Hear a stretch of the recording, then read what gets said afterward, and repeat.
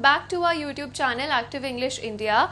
I hope that you're doing fine and I hope you're connected with me on YouTube on our English channel and that you're following my videos. There'll be videos coming up soon on IELTS part 2, 3 and so on, and also on basic English. And today's topic is a very nice and interesting topic, and it is called idioms or idiomatic expressions. So without wasting our time, let's start the video. So as you can see, I have written the topic here, idioms. Now what are idioms and why are we learning idioms right now?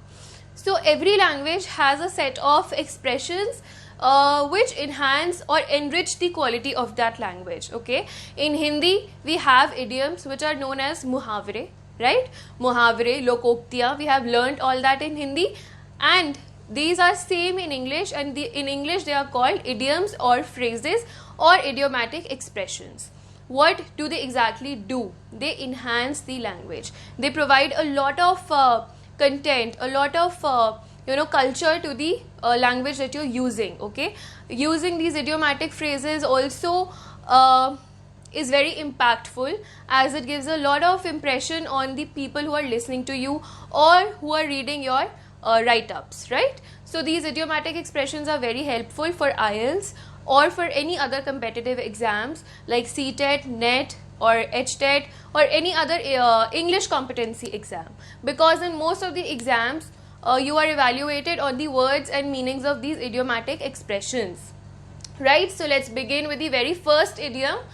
First is over the moon. Okay, now what is over the moon? Over the moon does not exactly means that somebody is on the moon or over the moon. It is not possible, right? So the actual meaning is different from the meaning that we correspond from these idioms, right? Sometimes it is the idioms are as it is. Okay, you don't have to dig out the meaning from them. They are actually the same as the word says, but sometimes they are totally different, right? So over the moon here means extremely happy.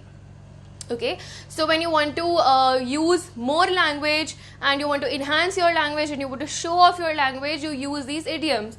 For example, instead of saying I was very happy when I passed the exam, you could use this idiom, I was over the moon when I passed the exam, right? Second is a piece of cake. Now a piece of cake is what? There's a cake and you cut a piece. But if somebody says that that exam or the preparation of that exam was a piece of cake for me, so what? Now what would others understand who don't know the idioms? That it might be a slice of cake, but no, right? Here it means very easy, something which is very easy, a cakewalk, right? So that exam preparation was a piece of cake for me, right? Put all your eggs in one basket. Put all your eggs in one basket is a idiomatic expression which means that you invest a lot of time, lot of effort, lot of money in only one thing, right? For example, if somebody is appearing for an exam and you invested all your time in that exam, or you invested all your time in one job, but you know what happens when you invest only one thing in one thing, it is not really fruitful. What if that does not get cleared? So then you can use this expression that you should not put all your eggs in one basket. You should always keep your doors open for other opportunities, right? So it means that you should not only focus on one thing. You should also try and put your hands everywhere else. Next is the in thing. The in thing. This is a very common idiom, and I think most of you people will be aware of it. It means something which is in trend or something which is in fashion, right? So a lot of designers are making stuff which are in thing these days, right? And my friend wears a lot of designer stuff which is in thing these days, right? So in thing is something very fashionable. Down in the dumps. Down in the dumps is an idiom which means very sad. Okay, somebody who is very sad, somebody who is very broken or shattered. Okay, so how do you use this idiom?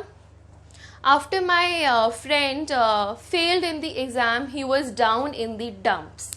Okay, or when I couldn't crack the IAS interview, I was down in the dumps, right? So it is, what are these idioms now doing? In these examples, you could make out that it is adding a lot of drama to the sentences, or a drama to what I say. Okay, so when you use these expressions, you tend of add a sort of a hint of drama to your thing, or something which is very impactful, right? So using these idioms will also define the way you speak, the way you take things in English language. Go extra mile, doing more than required. Okay, so go extra mile means doing something more than that is required. For example, I was thinking of going extra mile towards achieving my coaching, and I'm thinking of shifting to USA, right? So maybe somebody has to get university admission in USA, so he might be going an extra mile and taking coaching in USA. So you could use these in sentences. So do something which is more than required. Sit on the fence, undecided. Okay, sitting on the fence does not literally mean that you're sitting on the fence of your house or on the fence of your balcony. No. Okay, now just imagine if a person is sitting on some fencing, then he is undecided what to do. He is stuck in middle. Take it as a deep meaning. If you're sitting on the fence, it means you can't go left, you can't go right. So you're just sitting in the middle, you're stuck. So you're undecided, you're stuck, right? Go bananas. Go bananas means what? Bananas is a fruit. Banana is a fruit. But go bananas means to go crazy over something, or to get very angry. Okay, for example, my boss went bananas when we couldn't submit the project on time. Okay, so he went extremely crazy, or he became very furious or very angry, something like that. So moving on to the next idiom, to rain cats and dogs. Now, if you're picturizing that cats and dogs are pouring from the skies above, then please don't do that. It does not mean that. The actual meaning of this idiom is that it is raining heavily. Okay, so when it rains heavily, you use it rains cats and dogs. Okay, for example, it was raining cats and dogs yesterday in Mehroli or in Gurugram, right? So any situation where it's raining very heavily, you can use this idiom. It is very easy to learn, right? Next is ball is in your coat. Now ball is in your coat, when you literally hear this, it is certainly giving you a meaning that now what is the meaning of this, that the ball is in which court, the person will decide that, right, what to do next. So it means to decide on your own, or what will be the next move. Okay, ball is in your court means that you are the deciding factor. Now you will decide what to do next. Okay, example could be, the ball was firmly in the court of Indian hockey team, but we still lost the match, right?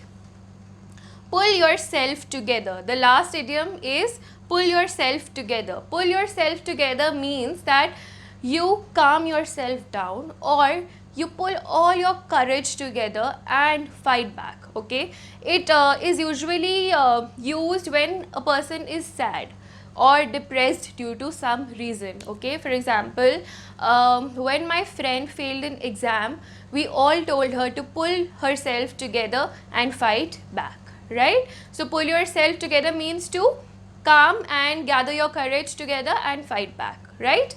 So these were the idioms for today, and we're going to come up with more such idioms and phrases in the upcoming videos, and you can enhance your language by using these idioms in any exam, right? Or in your normal conversational skills also. It enhances your communication skills. Try to use these idioms. These are very basic and general idioms.